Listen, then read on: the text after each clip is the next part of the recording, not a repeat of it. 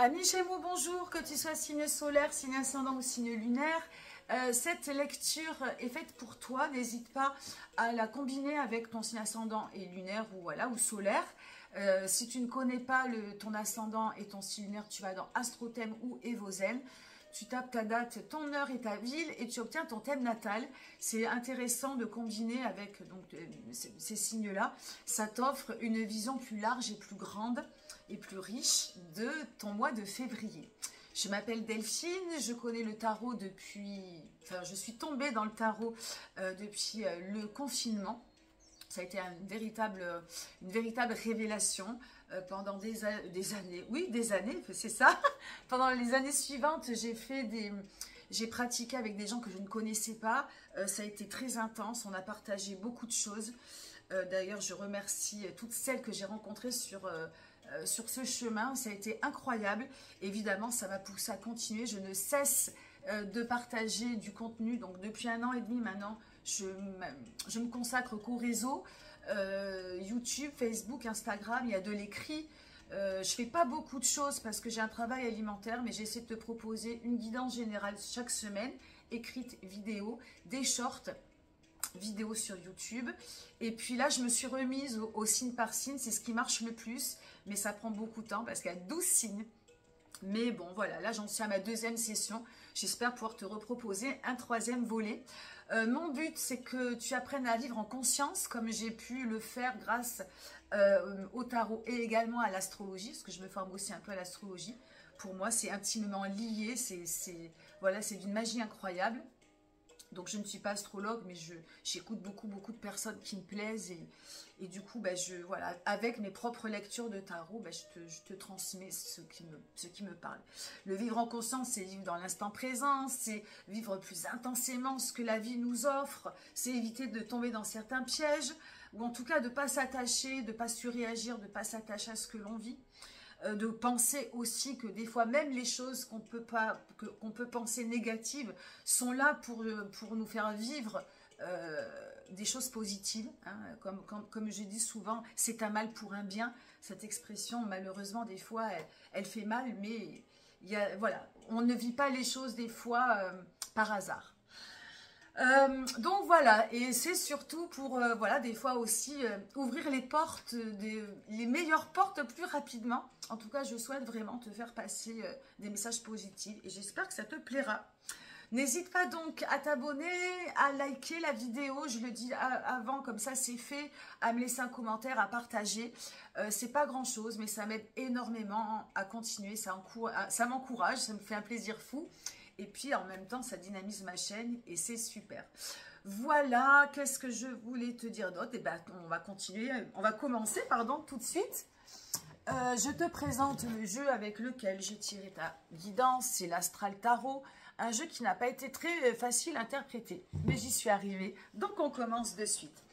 Pour toi, Gémeaux, la couleur et le thème de ce mois de février, c'est l'arcane majeur de la force. Alors, la force dit la force tranquille, ça va être de trouver un moment, un endroit à l'intérieur de toi pour y trouver la paix, le calme intérieur, pour canaliser toute ta fougue, ta curiosité, ton envie de bouger partout, d'être à droite et à gauche, que ce soit intellectuellement ou physiquement.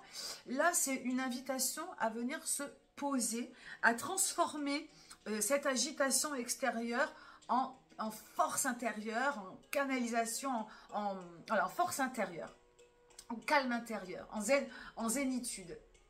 On a de toute façon pour tous les signes et pour tout le monde un hiver qui nous demande à ralentir, à peut-être même moins faire, à être moins rigoureux, moins performant, peut-être moins travailler, ce qui n'est pas évident parce qu'on est obligé de travailler, mais en tout cas, c'est une invitation à en faire moins, à garder l'essentiel et à éviter de s'agiter avec des choses qui ne nous servent pas et qui nous prennent beaucoup d'énergie, à revenir à soi-même.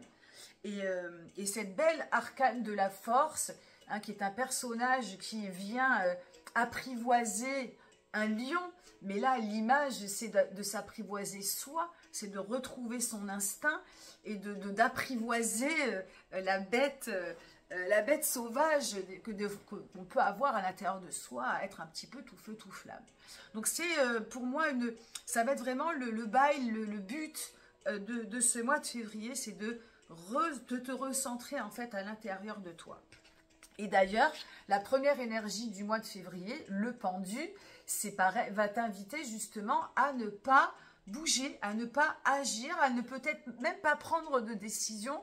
Hein, le pendu, c'est une arcane également d'immobilité qui va peut-être demander du repos, peut-être parce que ton corps est fatigué, parce que tu vas peut-être être malade, peut-être parce que tu travailles trop. Et c'est une arcane presque de méditation, de verticalité.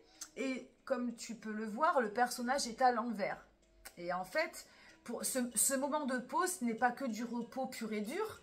C'est juste donc c'est vraiment lié à la force tranquille. J'aime bien rajouter force tranquille parce que ça ne veut pas dire la force. On a l'impression des fois que c'est un peu le biscotto. Non, la meilleure des forces, c'est la force tranquille. C'est la force, le courage que tu as à l'intérieur de toi, celle qui te fait ressentir, hein, qui te fait redevenir, qui te recrée l'instinct de vie, l'instinct de survie, l'instinct de création. Voilà. Et donc, ce pendu, en début de mois, il vient lui aussi te poser pourquoi? Pour donc éliminer l'agitation.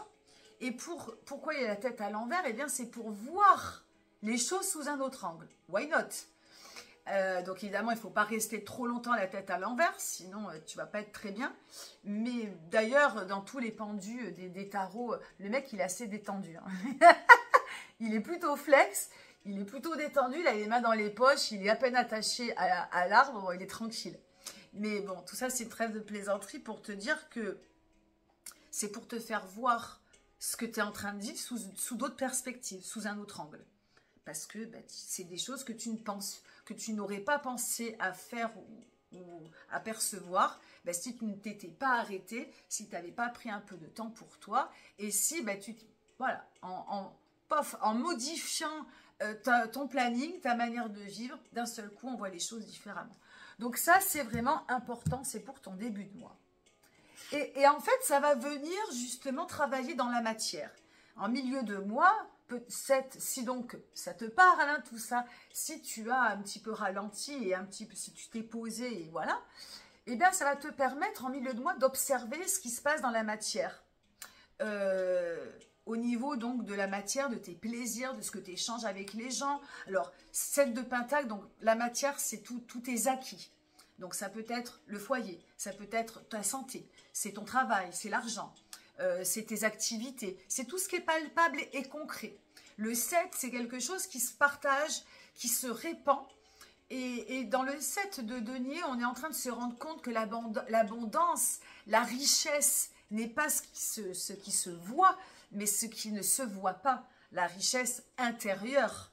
Et ça, c'est ce que tu vas comprendre si justement tu te poses un petit peu, que tu vois les choses sous un autre angle. Parce que tu as peut-être, pas l'appât du gain, mais l'envie de faire beaucoup de choses, d'ouvrir beaucoup de portes, que ce soit dans le boulot, dans les activités, d'être un petit peu presque en suractivité. Il me manque un autre mot. En hyperactivité, c'est pareil. Mais en fin de compte, si tu te poses et que tu observes ce que tu as déjà acquis dans la matière, tu te rends compte que le plus important, c'est non palpable. Et c'est ce qui va être vachement intéressant à observer. Alors, dans le côté positif, parce que j'ai tendance à parler des choses positives, mais également dans le côté négatif, ce qui ne marche pas, ce dont tu ne veux plus dans la matière, ce qui te fait du mal, ce qui fait pas du bien à ton corps, ce qui ne fait pas du bien à ton foyer, les mauvaises associations, enfin tout ce que concrètement, tu vas l'observer en bien, tu vas également l'observer en pas bien. Et cette fin de mois de février, qu'est-ce qu'elle va venir du coup t'amener comme résultat? Eh bien, on est encore dans la matière et c'est la reine de denier. Et la reine de denier, tu vois, bon, c'est que des animaux, hein, je ne sais pas si tu vois très bien, dans la matière. Les deniers sont représentés par des mammifères. Et là, je crois que c'est comme un hippopotame ou un rhinocéros plutôt.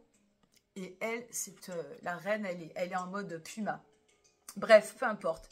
Le fait d'avoir observé ce qui allait, ce qui allait pas, dans cette fin de mois, tu vas récupérer une chose, deux choses, tu adaptes. C'est-à-dire que tu vas focaliser finalement, tu vas te recréer peut-être, tu vas conserver le pilier, la chose, le maillon que tu as envie de conserver qui te fait du bien. Parmi l'abondance, parmi tout ce que tu vas observer dans ta vie, tu vas conserver ce qui te fait du bien. Ou peut-être ce que tu as envie de modifier. En tout cas, la reine, l'énergie de la reine, c'est une énergie un peu protectrice. Elle va garder que ce qu'elle maîtrise. Elle va avoir un peu peur de l'inconnu. Donc, elle est un petit peu en repli. En repli, mais en mode protection. Elle va garder et protéger ce dont elle est sûre de garder, ce dont elle est sûre de maîtriser, ce dont elle est sûre que ça fonctionne. Donc, ça va être un petit peu ça, le sujet. C'est en reprenant possession de ta vie avec calme, sérénité, force tranquille, en calmant un petit peu ton hyperactivité ou suractivité, tu vas pouvoir observer. Hein, je te résume voilà, tout ce qui se passe pour toi dans la matière, enlever tout ce qui ne convient plus, et puis tu vas garder, et peut-être réparer, et peut-être modifier, et peut-être enjoliver, peaufiner.